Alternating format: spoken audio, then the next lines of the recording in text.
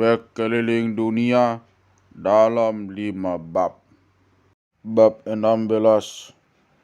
Bagaimana Cina menjadi Cina.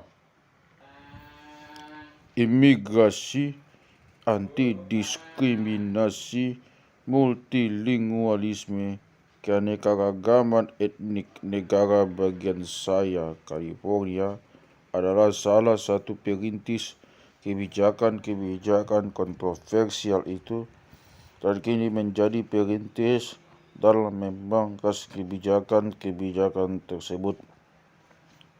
Kalau kita menengok sekilas ke dalam ruang-ruang kelas sistem sekolah negeri Los Angeles, di mana putra-putra saya didik, perdebatan-perdebatan abstrak itu mewujud nyata sebagai wajah anak-anak.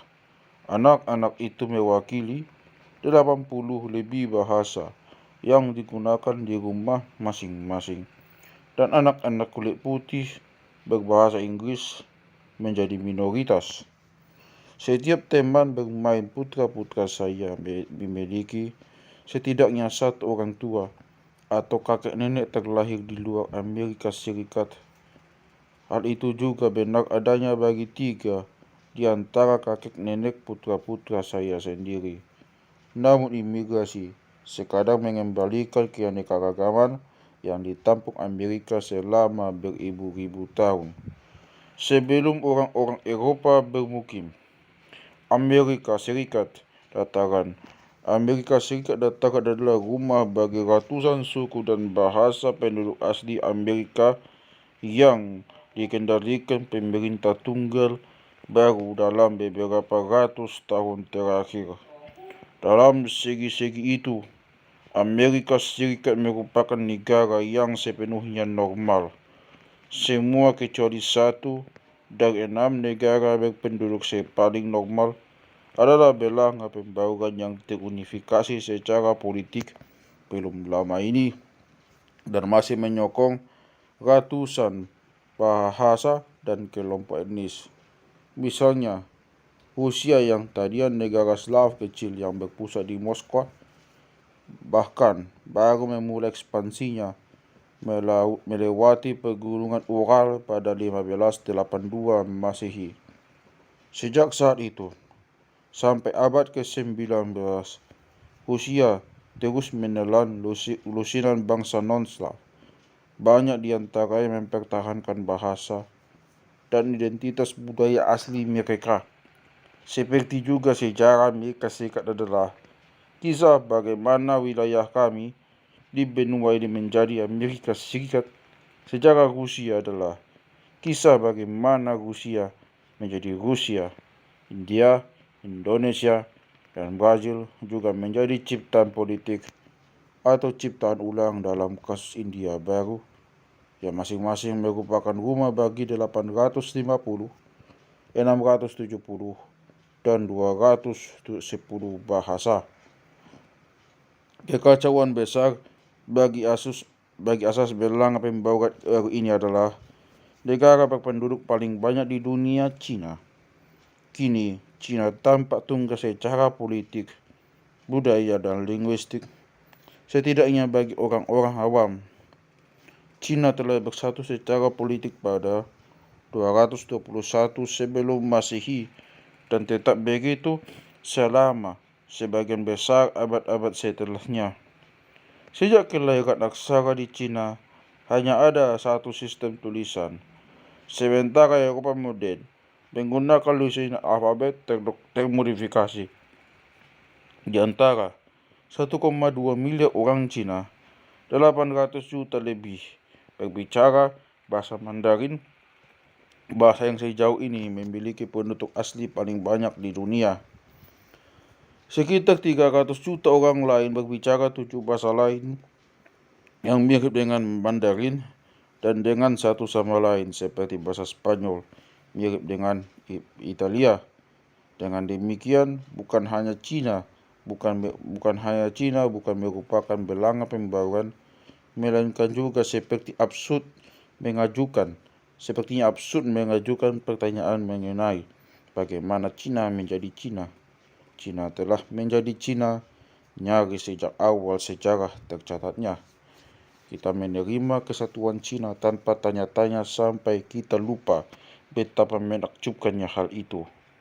Salah satu alasan mengapa kita seharusnya tidak menduga kesatuan semacam itu adalah genetika. Walaupun klasifikasi rasial kasar terhadap bangsa-bangsa di dunia mengelompokkan semua orang Cina dalam ras yang disebut Mongoloid, kategori itu menyembunyikan lebih banyak variasi daripada perbedaan antara orang-orang Swedia, Italia, dan Irlandia di Eropa. Terutama orang-orang Cina Utara dan Selatan cukup berbeda secara genetis. Orang-orang Cina Utara paling mirip dengan orang-orang Tibet dan Nepal, sementara orang-orang Cina Selatan mirip dengan orang-orang Vietnam dan Filipina. Teman-teman saya dari Cina Utara dan Selatan kerap bisa membedakan satu sama lain hanya dengan melihat sekilas penampilan fisik. Orang-orang Cina Utara cenderung lebih tinggi, besar dan pucat dengan hidung yang lebih mancung, serta mata yang lebih kecil yang tampak lebih sipit karena apa yang diistilahkan lipatan epikantik. Cina Utara dan Selatan juga memiliki perbedaan lingkungan dan iklim. Utara lebih kering dan dingin, Selatan lebih panas, lebih basah dan panas. Perbedaan genetis yang timbul dalam lingkungan yang berbeda menyeratkan sejarah panjang isolasi modern antara orang-orang Cina Utara dan Selatan. Bagaimana bisa orang-orang ini hidup?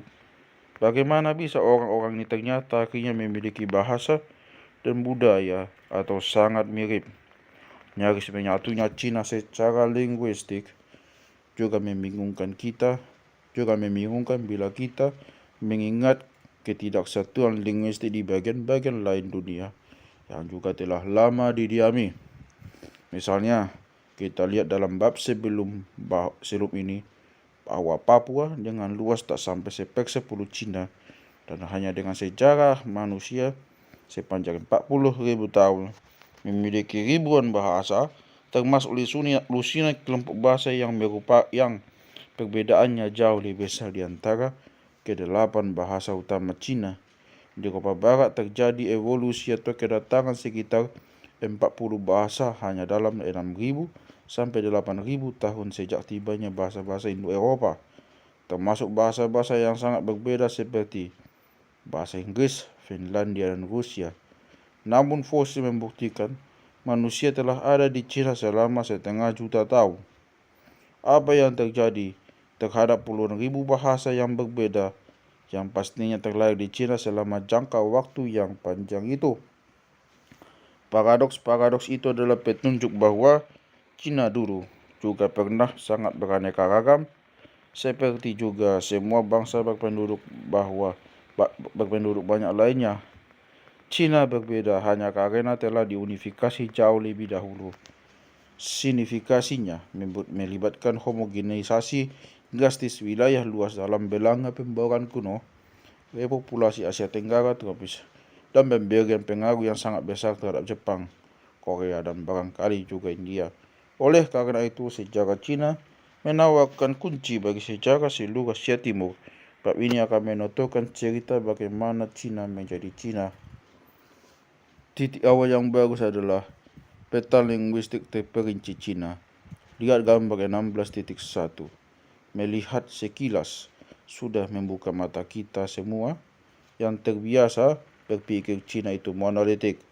Ternyata selain ke-8 bahasa besar Cina Mandarin dan ke-7 kerabat dekatnya seringkali secara kolektif disebut bahasa Cina saja, masing-masing dengan penutur sebanyak antara 11 juta dan 800 juta. Cina juga memiliki 130 lebih bahasa kecil, banyak diantaranya digunakan hanya oleh beberapa ribu penutur. Sementara semua bahasa itu, besar dan kecil, tergolong ke dalam 4 famili bahasa yang sangat berbeda dalam hal keterpencahan penyebarannya. Di satu ekstrem, Mandarin dan kerabat-kerabatnya yang menyusun yang menyusun subfamili Cina dari famili bahasa Sino-Tibet tersebar tanpa putus dari Cina Utara sampai Selatan. Kita bisa berjalan menyeberangi Cina dari Manchuria Utara sampai Teluk Tonkin di selatan tanpa keluar dari wilayah yang dihuni oleh penutur asli Mandarin dan kerabat-kerabatnya. Ketiga famili lain tersebar secara pecah-pecah digunakan oleh pulau-pulau penutur yang dikelilingi oleh lautan penutur bahasa Cina dan famili-famili bahasa lainnya. Yang sangat terpecah adalah penyebaran famili Miao Yao alias Hmong Mian yang terdiri atas 6 juta penutur yang terbagi-bagi di antara sekitar 5 bahasa yang memiliki nama berwarna-warni, yaitu Miao merah, Miao putih alias Miao belang, Miao hitam, Miao hijau alias Miao biru, dan Yao. Para penutur Miao Yao hidup dalam beberapa lusin kantong wilayah kecil, semua dikelilingi oleh penutur famili-famili bahasa lain dan tersebar di daerah seluas 1,5 juta mil persegi membentang dari Cina Selatan sampai Thailand. Lebih daripada 100.000 pengungsi berbahasa Miao dari Vietnam membawa famili bahasa itu ke Amerika Serikat, di mana mereka lebih dikenal dengan nama alternatifnya Hmong. Kelompok bahasa lain yang terfragmentasi adalah famili Austroasiatik dengan bahasa Vietnam dan Kamboja sebagai yang paling luas digunakan. Ke-60 juta penutur Austroasiatik tersebar dari Vietnam di timur ke Semenanjung Malaya di selatan dan India Utara di sebelah barat. Familia bahasa Cina yang keempat dan terakhir adalah famili Tai Kadai, termasuk bahasa Tai dan Lao, yang ke-50 juta penuturnya tersebar dari Cina Selatan ke wilayah Thailand Selatan dan Myanmar di barat. Gambar 16.1. Tentu saja, para penutur Miao Yao tidak tersebar terpencar-pencar seperti sekarang akibat ada helikopter kuno yang menjatuhkan mereka di sana-sini di Asia. Sebaliknya, kita bisa menebak bahwa masyarakat mereka dahulu tersebar tanpa putus, kemudian terpecah ketika penutur famili-famili bahasa lain berekspansi atau membuat para penutur Miao Yao mencampakkan bahasa mereka sendiri. Bahkan sebagian proses fragmentasi linguistik itu terjadi dalam 2.500 tahun terakhir dan terdokumentasi dengan baik dalam sejarah. Nenek moyang para penutur modern bahasa Tai, Lao, dan Burma semua berpindah ke selatan dari Cina Selatan dan daerah-daerah sekitarnya ke lokasi mereka sekarang di masa sejarah secara berturut-turut menyingkirkan orang-orang keturunan migrasi sebelumnya yang telah menetap di situ. Para penutur bahasa-bahasa Cina sangat giat dalam menyingkirkan dan mendorong penggantian bahasa kelompok-kelompok etnik lain yang para penutur bahasa Cina pandang primitif dan lebih rendah. Sejarah tercatat dinasti Zhou dari Cina dari 1100 sampai 221 sebelum Masehi menjabarkan penaklukan dan penyerapan sebagian besar populasi Cina yang bukan merupakan penutur bahasa Cina oleh negara-negara yang berbicara bahasa Cina. Kita bisa menggunakan beberapa macam penalaran untuk mencoba merekonstruksi peta linguistik Asia Timur beberapa ribu tahun lalu. Pertama-tama, kita bisa membalik ekspansi linguistik yang diketahui sejarah selama beberapa milenium terakhir. Kedua, kita bisa menalar bahwa daerah-daerah modern dengan hanya satu bahasa tunggal atau kelompok bahasa yang serupa yang menempati daerah yang luas dan tak terputus membuktikan ekspansi geografi yang belum lama ini oleh kelompok penutur bahasa itu sedemikian rupa sehingga tak cukup waktu sejarah yang telah berlalu baginya untuk berdiferensiasi menjadi banyak bahasa. Terakhir, kita bisa menalar terbalik bahwa daerah-daerah modern dengan keanekaragaman tinggi bahasa dari suatu famili bahasa tertentu terletak lebih dekat dengan pusat awal penyebaran famili bahasa itu. Dengan menggunakan ketiga macam penalaran itu untuk memundurkan jam linguistik, kita menyimpulkan bahwa Cina Utara aslinya ditempati oleh para penutur bahasa Cina dan bahasa-bahasa Sino-Tibet lain, bahwa bagian-bagian Cina Selatan ditempati oleh para penutur bahasa-bahasa Miao-Yao, Austroasiatik dan Tai-Kadai, dan bahwa para penutur Sino-Tibet telah menggantikan sebagian besar penutur famili-famili bahasa lain itu di Cina Selatan.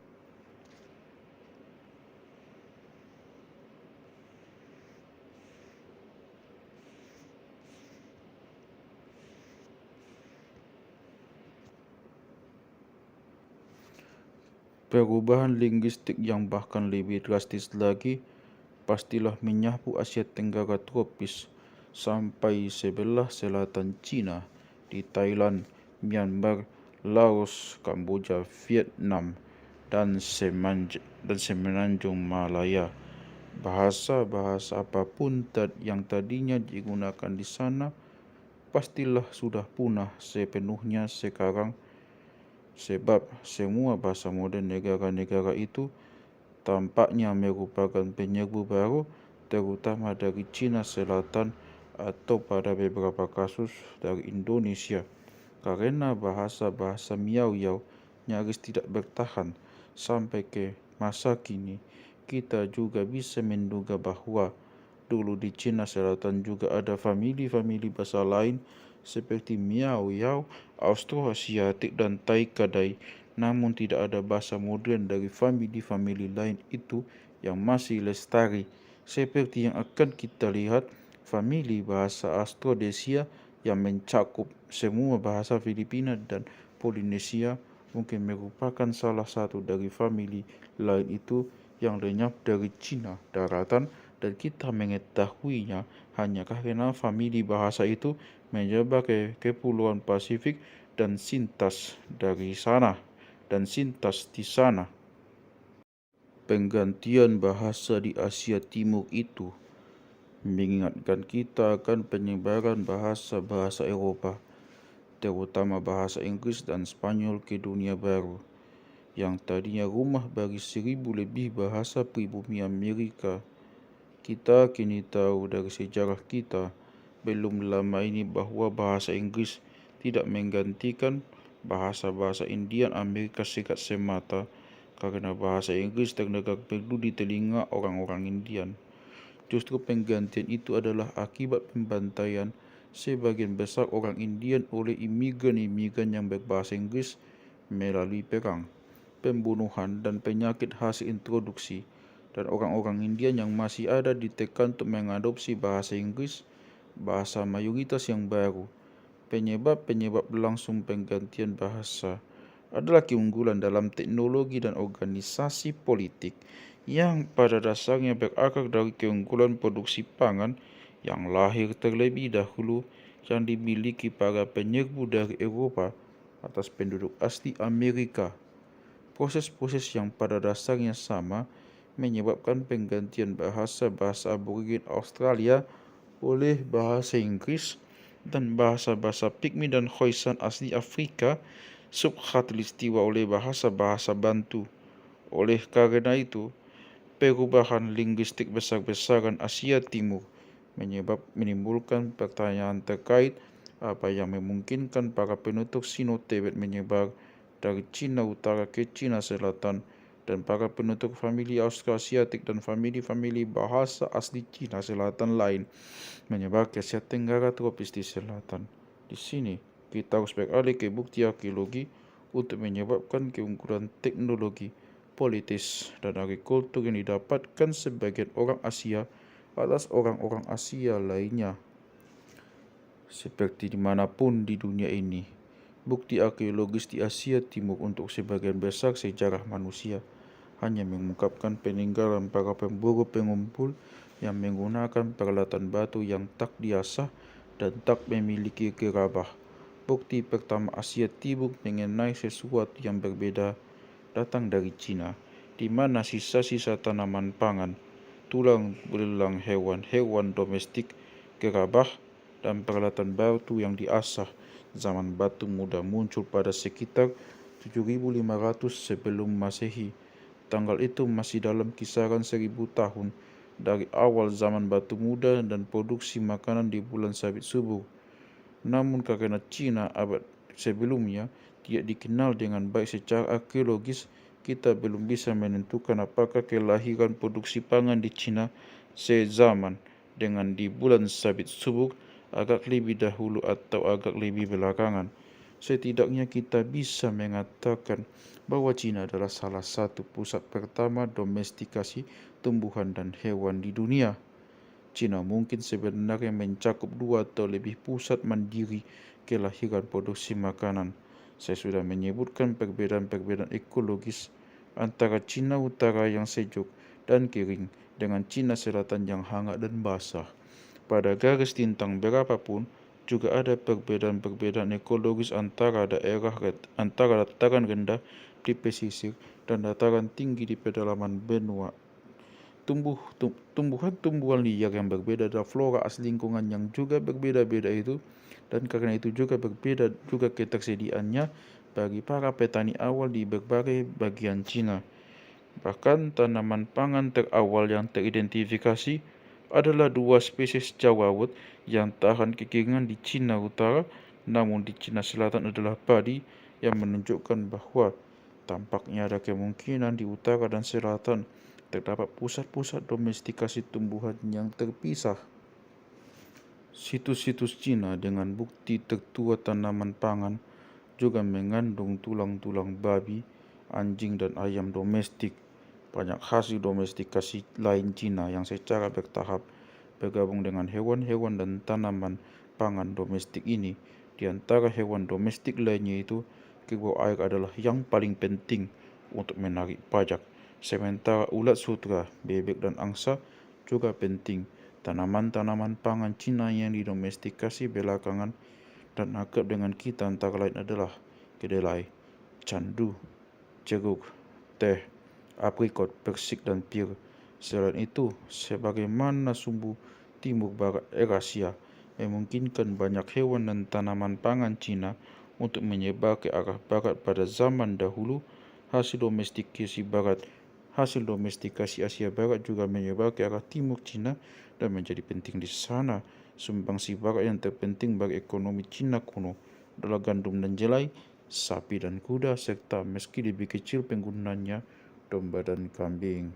Seperti di tempat lain manapun di dunia, produksi makanan Cina secara bertahap menyebabkan munculnya ciri-ciri utama lain peradaban yang kita bahas di bab 11 dan 14. Tradisi perundagian perunggu yang sangat hebat di Cina lahir pada milenium ketiga sebelum Masehi dan pada akhirnya menghasilkan pengembangan produksi besi tuang yang sejauh ini diketahui merupakan yang paling tua di Cina pada sekitar 500 sebelum Masehi.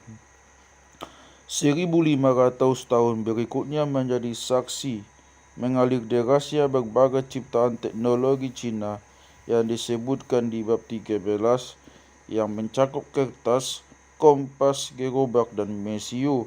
Kota-kota berbenteng muncul pada milenium ketiga sebelum Masehi dengan pemakaman yang memiliki variasi besar antara makam-makam yang sederhana dan berhiasan mewah, menandakan kemunculan perbedaan kelas.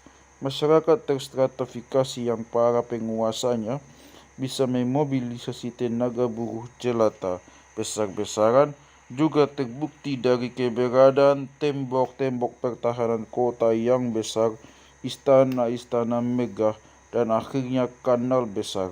Kanal terpanjang di dunia, lebih dari pada 1500 km panjangnya, yang menghubungkan antara yang menghubungkan Cina Utara dan Selatan.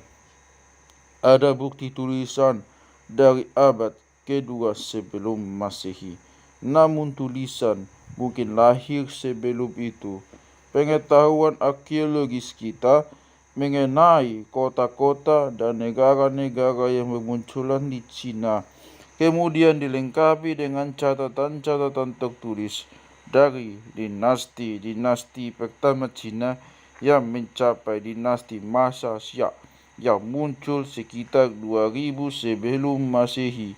Sementara itu, dalam hal produk sampingan merugikan dari produk pangan, penyakit-penyakit menular, kita tidak bisa menentukan di bagian dunia lama mana sebagian besar penyakit utama dunia lama muncul. Tapi tulisan-tulisan Eropa dari zaman Romawi dan zaman pertengahan dengan jelas menjabarkan kedatangan wabah pes dan barangkali juga cacar dari timur, sehingga kuman-kuman penyebabnya mungkin berasal dari Cina atau Asia Timur. Influenza berasal dari babi. Bahkan lebih besar lagi kemungkinannya muncul di Cina sebab babi didomestikasi sedemikian dini dan menjadi sedemikian penting di sana. Ukuran dan keanekaragaman ekologis Cina melahirkan banyak budaya lokal tersendiri yang bisa dibedakan secara arkeologis melalui gaya gerabah dan artefak yang berbeda-beda. Pada milenium keempat sebelum Masehi, budaya-budaya lokal itu menyebar secara geografis dan mulai berinteraksi, saling bersaing dan menyatu, seperti juga pertukaran hasil-hasil domestikasi antara wilayah-wilayah yang berbeda secara ekologis memperkaya produksi makanan Cina. Pertukaran antara wilayah-wilayah yang berbeda secara budaya memperkaya budaya dan teknologi, dan persaingan sengit antara kedatuan-kedatuan yang berperang mendorong pembentukan negara-negara yang semakin besar dan semakin tersentralisasi. Meski gradien utama selatan Cina menghambat difusi tanaman pangan, gradien itu bukan rintangan yang seberat gradien di Amerika atau Afrika, sebab jarak utara selatan Cina lebih pendek, dan karena Cina tidak terbelah oleh gurun seperti Afrika dan Meksiko Utara ataupun oleh tanah genting yang sempit seperti di Amerika Tengah. Justru sungai-sungai timur barat Cina yang panjang, Sungai Kuning di utara, Sungai Yangtze di selatan, memudahkan penyebaran tanaman pangan dan teknologi antara pesisir dan pedalaman benua. Sementara bentangan timur baratnya yang lebar dan medan yang relatif landai, yang akhirnya memungkinkan kedua sistem sungai itu dihubungkan oleh kanal-kanal, memudahkan pertukaran antara selatan. Semua faktor geografis itu membantu unifikasi budaya dan politik sejak dini di Cina. Sementara Eropa Barat dengan luas daerah yang serupa namun dengan medan yang jauh lebih tidak rata dan tidak memiliki sungai-sungai pemersatu semacam itu, menolak unifikasi budaya dan politik sampai sekarang. Sejumlah perkembangan menyebar dari selatan ke utara di Cina, terutama peleburan besi dan budidaya padi. Namun arah penyebaran yang mendominasi adalah dari utara ke selatan. Kecenderungan itu terlihat paling jelas pada tulisan. Berbeda dengan Eurasia Barat yang menghasilkan banyak sekali sistem tulisan awal, misalnya tulisan paku Sumeria, hieroglif Mesir, alfabet Hittite, Minoa, dan Semit. Cina hanya mengembangkan satu sistem tulisan yang teruji dengan baik. Sistem itu disempurnakan di Cina Utara, menyebar dan meniadakan perlunya sistem lain ataupun menggantikan sistem lain yang sedang berkembang dan berevolusi menjadi tulisan yang masih digunakan di Cina saat ini. Ciri-ciri masyarakat Cina Utara yang menyebar ke selatan adalah teknologi perunggu, bahasa-bahasa Sino-Tibet bahasa-bahasa Sino-Tibet dan pembentukan negara ketiga dinasti pertama Cina, yaitu dinasti Xia, Shang dan Zhou, muncul di Cina Utara pada milenium kedua sebelum Masehi. Tulisan-tulisan yang masih ada dari milenium pertama sebelum Masehi menunjukkan bahwa etnis Cina saat itu, seperti juga banyak di antara mereka sekarang, telah cenderung merasa lebih unggul secara budaya daripada orang-orang barbar non-Cina, sementara orang-orang Cina Utara bahkan cenderung menganggap orang-orang Cina Selatan sebagai barbar. Misalnya seorang penulis dinasti Zhou akhir pada milenium pertama sebelum Masehi menjabarkan orang-orang Cina lain sebagai berikut. Orang-orang dari kelima wilayah itu, negara Tengah dan Gong, Yi serta suku-suku liar di sekeliling mereka memiliki sejumlah ciri yang mereka tidak bisa ubah. Suku-suku di timur disebut Yi. Rambut mereka tegerai sementara badan mereka bertato. Sebagian di antara mereka makan tanpa memasak hidangannya terlebih dahulu dengan api. Si penulis Zhou melanjutkan dengan menjabarkan suku-suku liar di sebelah selatan, barat, dan utara sebagai pelaku tindakan-tindakan lain yang sama barbarnya. Misalnya menghadapkan kaki ke sebelah dalam, menato dahi, mengenakan pakaian dari kulit, hidup di gua, tidak makan padi-padian, dan tentu saja menyantap makanan mentah. Negara-negara yang diorganisasi oleh atau mencontoh negara dinasti Zhou di Cina Utara menyebar ke Cina Selatan selama milenium pertama sebelum Masehi, berpuncak pada pemersatuan politik Cina di bawah dinasti Qin pada 221 sebelum Masehi. Pemersatuan budayanya semakin cepat pada periode yang sama, seiring negara-negara Cina beradab yang merek aksara menyerap atau ditiru oleh orang-orang barbar yang tunaksara. Sejumlah pemersatuan budaya bersifat bingis. Misalnya Kaisar Qin pertama menyatakan semua buku sejarah tertulis sebelumnya tidak berharga dan memerintahkan agar buku-buku itu dibakar, sehingga menghanguskan banyak pengetahuan kita mengenai sejarah dan tulisan awal Cina. Tindakan itu dan tindakan lain yang juga sama kerasnya pastilah telah bersumbangsi terhadap penyebaran bahasa-bahasa Sino-Tibet dari Cina Utara ke sebagian besar Cina dan terhadap menyusutnya Miao-Yao dan famili bahasa lainnya yang sehingga tersebar pecah seperti sekarang di Asia Timur. Kemajuan awal Cina di bidang produksi makanan, teknologi, tulisan, dan pembentukan negara menyebabkan inovasi Cina juga bersumbangsi sangat besar terhadap perkembangan wilayah tetangganya. Misalnya sampai milenium keempat sebelum Masehi, sebagian besar Asia Tenggara tropis masih dihuni oleh pemburu pengumpul yang membuat alat batu, kerikil, dan serpih yang tergolong apa yang istilahkan tradisi Hoa Binh, yang namanya berasal dari situs Hoa Binh, Vietnam. Setelahnya, tanaman pangan dari Cina, teknologi zaman batu muda, kehidupan desa, dan gerabah yang mirip dengan yang ada di Cina Selatan menyebar ke Asia Tenggara tropis, barangkali disertai bahasa Cina Selatan. Ekspansi orang Burma, Laos, dan Thai ke arah selatan pada masa sejarah dari Cina Selatan melengkapi signifikasi terhadap Asia Tenggara tropis. Semua bangsa modern itu adalah keturunan yang belum lama memisah dari sepupu-sepupu Cina Selatan mereka. Sedemikian besar kemenangan Cina itu sehingga bangsa-bangsa yang sebelumnya menghuni Asia Tenggara tropis hanya meninggalkan sedikit jejak pada populasi modern wilayah tersebut.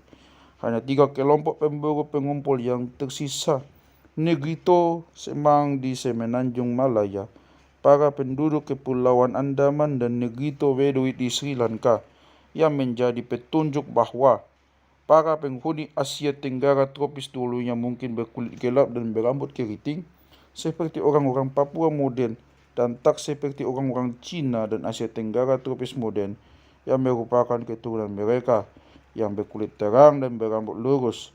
Sisa-sisa orang Negrito di Asia Tenggara itu mungkin merupakan yang terakhir dari populasi sumber yang mengkolonisasi Papua. Negrito Semarang bertahan sebagai pemburu pengumpul yang berniaga dengan para petani tetangga mereka, namun mengadopsi bahasa Austroasiatik para petani itu seperti yang nanti kita akan lihat.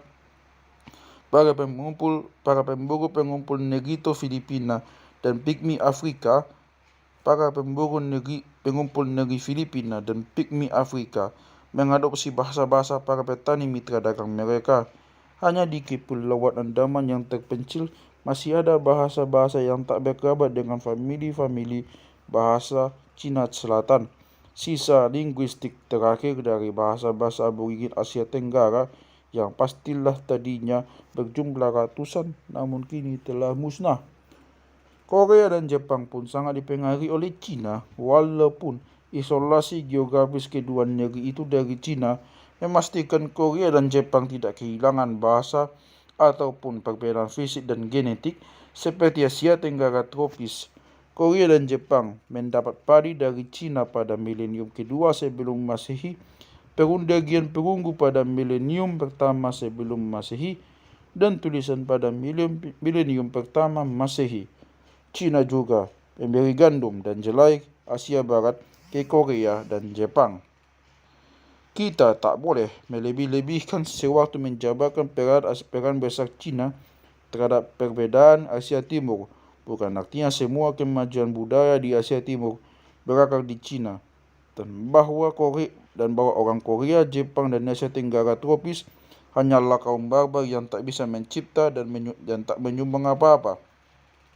Orang Jepang kuno mengembangkan sejumlah kerabat tertua di dunia dan menetap sebagai pemburu pengumpul di desa yang bertahan hidup berkat sumber daya makanan laut Jepang yang kaya lama setelah produksi makanan tiba.